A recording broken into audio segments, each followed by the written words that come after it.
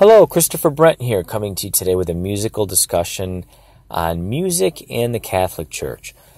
So I wanted to do a podcast talking about spiritual music because I'm a spiritual person and I feel music is certainly an important thing to the spiritual cause, and music has a lot of philosophical aspects to it, right? So I am a practicing Catholic, a music educator, a piano teacher, and someone who is in love and very passionate about music, right? And of course, I have a strong love for the Lord, right? And I certainly understand that music runs through different cultures in different ways, and people use music, not just obviously at a Catholic Mass, but they use it for Protestant services, and just about every faith around the world will use music in different ways. So I wanted to address music in the Catholic Church and talk about where it's at currently in North America. I'm from the Metro Detroit area here in Michigan in the United States, and I have attended Mass for many years, going back to the 1980s, and I've seen some changes, I think, for the positive. But I wanted to talk about music in the Catholic Church because the other day I'm driving along and I'm thinking back to a memory from music school. I had a great music history professor at Oakland University where I got my music degree from, and he was this great guy. We were talking about early music, medieval, Renaissance era, maybe even going back a little ways before that, because we were talking about Gregorian chant and the development of what's called organum, and over time this got developed into 16th century polyphony, where there's many voices singing at the same time in this beautiful, ornate way. And I just couldn't help but think, wow, I don't hear music like that in Catholic churches all that often. There are some that have this kind of thing, but it's usually a specialized situation. Most Catholic parishes in the United States, you go in and you hear this. You hear the folk mass. So I'm in class going back, years ago, and this great professor, David Kidger, who's an amazing man and an amazing teacher, he's got this really funny British accent, and he's talking in class, and he brings up where music is in the Catholic Church nowadays, which would be post-Vatican II, and he says, it's just ghastly, and I I couldn't help but think when he said that, I'm like, you're absolutely right. A lot of it is. Not in every circumstance. There's certainly a lot of good parishes that utilize different elements of music here, and it's a great situation, right? But this guitar mass, folk mass thing that comes out of the environmentalist movement, basically, of the 1960s and 70s, kind of fusing a lot of theological ideas that were coming out of post-Vatican II, wrongly in some ways, philosophically. Vatican II kind of got twisted around in a lot of ways. Not to get too deep into the philosophy, but this is what produced this whole folk mass thing that just musically sounds so cheesy and watered down, and you kind of hear this like 6/8 jingly kind of thing going on, and everything really shifted away from, in the 1970s, post-Vatican II, things shifted away from focus maybe on the priest doing the sacramental aspect of the Mass. It kind of shifted away from that, and the music played a big role in this. It shifted away from the priest doing the act and sort of shifted it onto the people doing the act, either with the priest or even almost above and beyond the priest, and it became kind of a sort of a mixed up philosophical thing.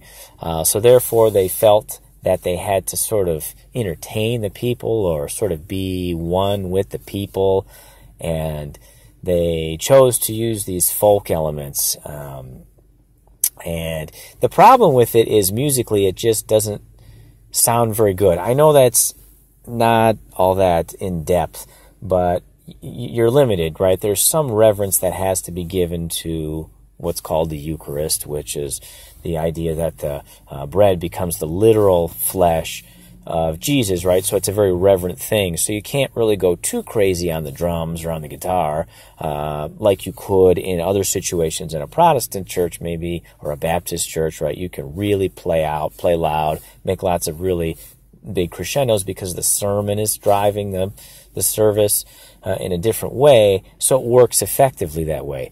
It doesn't work like that in a Catholic Mass. So when you're trying to do that or mix that into it, you're a little bit more limited, and the fact that it's not done in a really heavily syncopated chromatic way makes it just sound more cheesy at a lot of these suburban Catholic parishes. So that's the other thing, just music theory-wise here.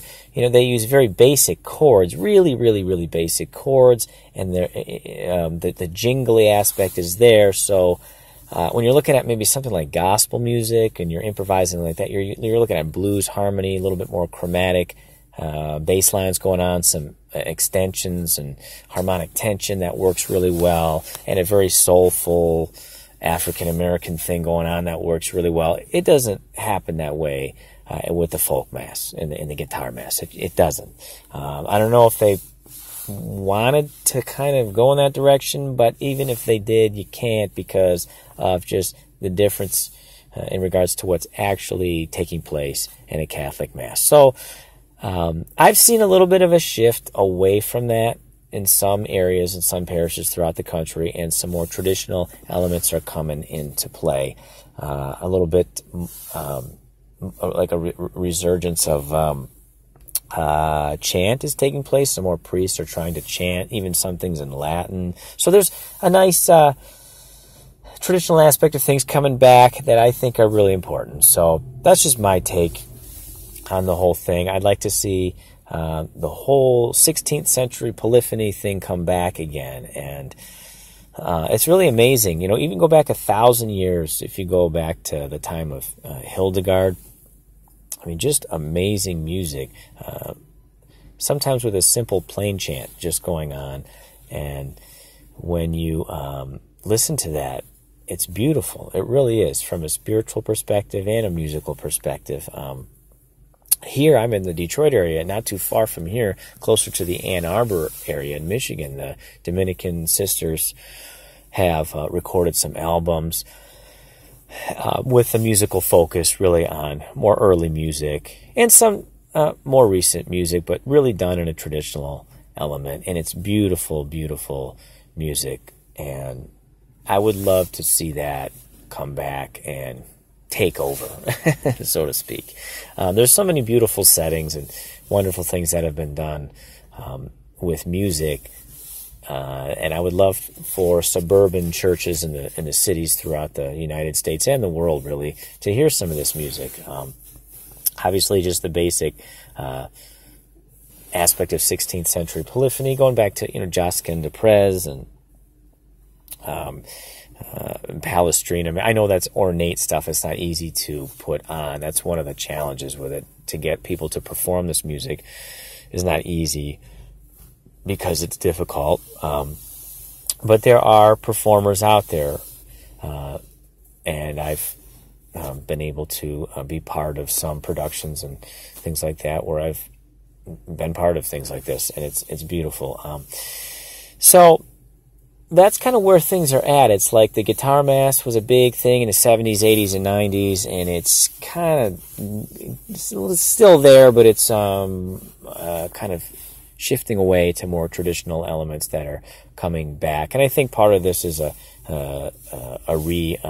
evangelization aspect of traditional elements that are going on, and people are looking at things a little bit differently now than they may have been 20, 30 years ago. So I think some of that is very good. So, after the early music times, in the Renaissance era, you have the Baroque and classical element, and all of those composers, the great composers, were writing music for the church. Bach was writing music for the Lutheran Church, and then you have Mozart and Beethoven were writing masses.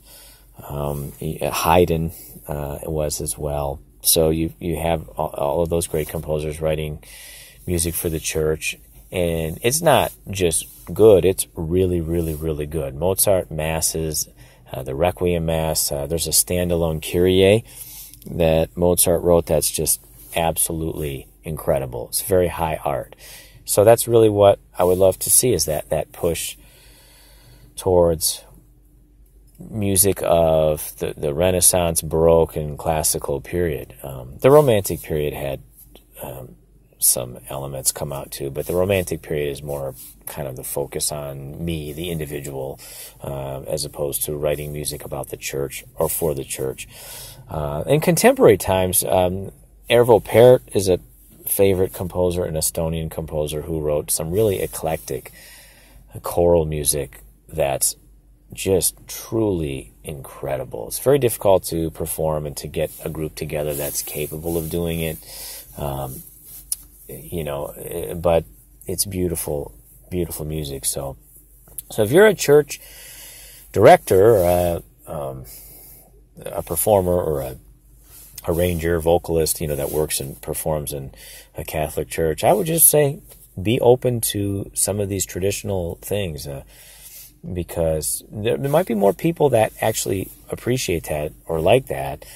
There's more people out there that like that stuff than you might realize. So, but yep, this is just my take on where things are currently, where they're at. So feel free to leave comments, subscribe to my YouTube channel, visit my website at www.christopherbrent.com, and email me at chrisbrentmusic@gmail.com if you have thoughts or questions, or if you would like to look into the idea of taking piano lessons via Skype.